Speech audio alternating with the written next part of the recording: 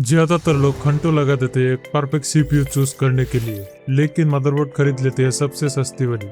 और PC building में सबसे बड़ी गलती है, एक गलत मदरबोर्ड आपके पीसी की अपग्रेड और परफॉर्मेंस लिमिटेड कर देती है, जिससे हजारों रुपीस का बर्बादी होती है। आज के इस वीडियो में जानेंगे एक मदरबोर्ड में कौन कौन सा फैक्टर सबसे ज्यादा मैटर करती है और एक बेस्ट बजट मदरबोर्ड कैसे चूज करें। अगर आप अपने बजट के हिसाब से एक परफेक्ट सीपीयू चूज कर लिया हो तो अब बारी है एक मदरबोर्ड चूज करने का। ये याद रखना कि मदरबोर्ड चूज करने से पहले आपको सीपीयू चूज कर लेना जरूरी है।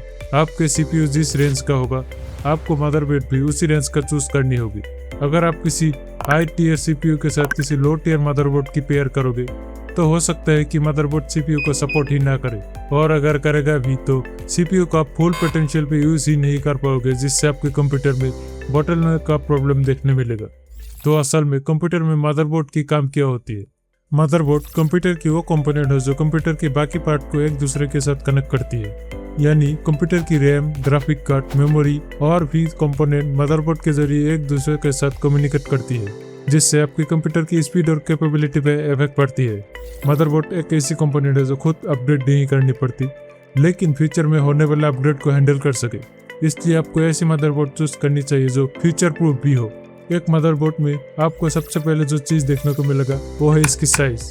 मदरबोर्ड 4 साइज की आती है। सबसे बड़ी साइज की मदरबोर्ड जिसको ETX के नाम से जानते हैं, उसके बाद उसके छोटे वाले ATX, उससे छोटे वाले माइक्रो ATX और लास्ट में बचती है सबसे छोटे वाले मिनी ATX। इनमें ETX सबसे हाई पावर वाले पीसी के लिए है। अगर आपकी CPU i9 की K सीरीज या फिर Ryzen 9 की X सीरीज का है तो आपको ETX मदरबोर्ड की तरह जाना चाहिए, जहां आपको extra RAM slot, memory slot और हीट सिंकिंग वाले एडवांटेज मिलते हैं। और अगर आपको कोई मिनी पीसी बिल्ड करनी है तो आपको मिनी ATX चूज करना होगा। अगर आप कोई नॉर्मल पीसी बिल्ड कर रहे हो तो आप ATX या फिर माइक्रो ATX में किसी एक को चूज कर सकते हो। अगर आपके बजट 1 लाख से ऊपर है तो आपको ATX, और अगर 1 लाख के नीचे है तो आपको माइक्रो ATX चूज करनी है। इसके बाद आपको CPU की ब्रांड के हिसाब से आपको मदरबोर्ड की तरह जाना होगा। अगर आपने इंटेल की CPU चूज किया हो तो आपको इंटेल को सपोर्ट करने वाले मदरबोर्ड, और अगर आपने AMD की CPU चूज किया हो तो आपको Ryzen की सपोर्ट करने वाले मदरबोर्ड चूज करनी होगी। आपको कैसे पता चलेगा कौन किसको सपोर्ट करता है? फर्स्ट, आप नोटिस करोगे कि दोनों CPU की स्ट्रक्चर अलग अलग है। आप एक दूसरे की CPU एक दूसरे की सॉकेट में फिट नहीं कर सकते हो। दोनों को डिफरेंशिएट करने के लिए इंटेल में यूज होता है LGA नंबर का सॉकेट और AMD में यूज होता है AM नंबर का सॉकेट। LGA और AM दोनों के साथ कुछ नंबर लिखा हुआ होता है। ये डिसाइड करती है कि आपका कौन सा जनरेशन की चिप्स इस मदरबोर्ड में सपोर्ट होगा। अगर आपने इंटेल की 14, 13 या फिर 12 जनरेशन की चिप चूज किया हो तो आपको, और अगर आपका CPU 11 या फिर 10 जनरेशन का है तो आपको LGA 1200 की मदरबोर्ड चूज करना होगा। ठीक इसी तरीके से अगर आपने Ryzen की 9000, 8000 या फिर 7000 की CPU चूज किया हो तो आपको AM4 की मदरबोर्ड चूज करनी होगी। और अगर आपने उससे नीचे वाली सीरीज की CPU चूज किया हो तो आपको AM3 की मदरबोर्ड चूज करनी होगी।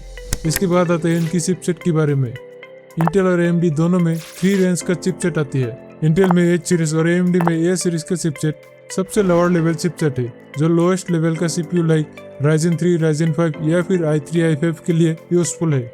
इसके बाद इंटेल और AMD दोनों में B सीरीज का मदरबोर्ड मिड रेंज की मदरबोर्ड है, जो मिड रेंज गेमिंग या फिर एडिटिंग जैसे कामों के लिए बेस्ट है। अगर आपकी बजट 50,000 से ऊपर है तो आपको AC सीरीज का मदरबोर्ड चूज करनी चाहिए। इस मदरबोर्ड इंटेल की i5, i7 या फिर Ryzen 5, Ryzen 7 के लिए बेस्ट है। इसके बाद इंटेल में Z और AMD में X सीरीज का मदरबोर्ड सबसे हाईएस्ट लेवल का मदरबोर्ड है, जो mostly high and gaming, machine learning या फिर 3D मॉडलिंग जैसे कामों के लिए हेल्प करती है। अगर आपके CPU इंटेल की K सीरीज या फिर Ryzen की X सीरीज का है तो आपको इसी सीरीज का चिपसेट चूज करनी चाहिए। इन चिपसेट में लेटर के साथ जो नंबर जुड़ी हुई होती है वो है इनकी जेनरेशन। इंटेल और AMD दोनों में 8 जनरेशन की चिपसेट आ चुकी है, लेकिन आपको बस लास्ट 3 जनरेशन की चिपसेट ही चूज करनी चाहिए। अगर आपके CPU Ryzen के 500 सीरीज या फिर उससे ऊपर है तो आपको चिपसेट भी 5 जनरेशन या फिर उससे ऊपर का चूज करनी चाहिए। इंटेल की 12 जनरेशन या उससे ऊपर है तो आपको 6 जनरेशन की चिपसेट या फिर उससे ऊपर जनरेशन की चिपसेट चूज करनी चाहिए। इसके बाद जनरेशन नंबर के साथ जो नंबर देखने को मिलेगा वो है इसकी मॉडल नंबर, यानी ये नंबर जितना बड़ा होगा मदरबोर्ड में उतना ही फीचर होगा। लेकिन ये सब डिपेंड करता है मैन्युफैक्चरर के ऊपर। अलग अलग ब्रांड की मदरबोर्ड में अलग अलग फीचर मिलते हैं। कुछ मदरबोर्ड में 2 रैम स्लॉट और कुछ में 4 रैम स्लॉट देखने को मिलेगा। ठीक इसी तरीके से मदरबोर्ड की हीट सिंकिंग यानी VRM भी ब्रांड के हिसाब से वेरी करती है। इसके बाद उसके साथ जुड़ रही पोर्ट भी अलग अलग होती है। हमेशा कोशिश करना कि ज्यादा पोर्ट वाले मदरबोर्ड चूज करो। इसके बाद इनके साथ इनबिल्ट ब्लूटूथ और वाईफाई की भी ऑप्शन मिलती है। तो यह था एक मदरबोर्ड की पूरी कहानी।